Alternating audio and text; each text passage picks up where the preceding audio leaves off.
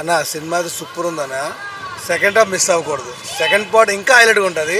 Cinema super ఉంది కానీ పడుకోకూడదు. అందరూ పడుకున్నారు. సినిమా సూపర్ ఉంది.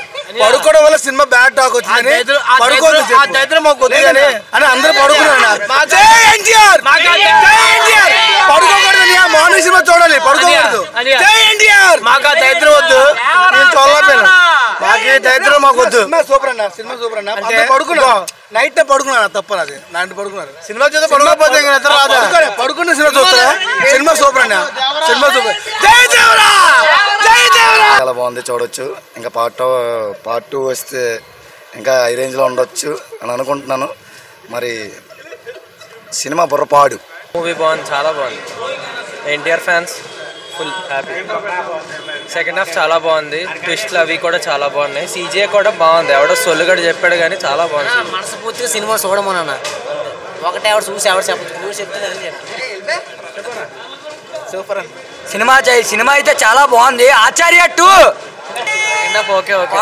కొరటాల శివ కనబడితే కొబ్బరిమోన్ ఇచ్చుకొని కొట్టేస్తారు. Super movie. కొరటాల శివ కనబడితే కొబ్బరిమోన్ ఇచ్చుకొని కొట్టేస్తారు పక్క.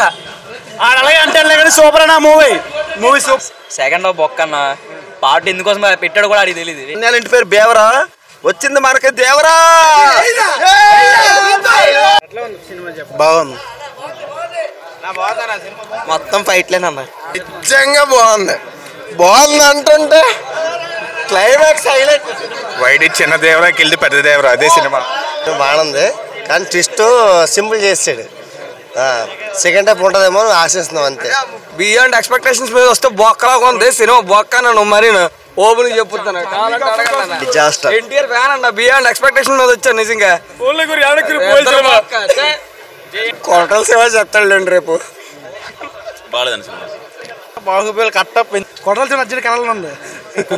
హైలైట్ అన్న. సెకండ్ హాఫ్ ఏం చేసేది కొరటాల శివ తెలియదు. సెకండ్ హాఫ్ చాలా బాగుంది. లాస్ట్ 20 minutes పీక్స్ అసలు. శ్రీదేవి కూతురు ఇంకా బాగుంది.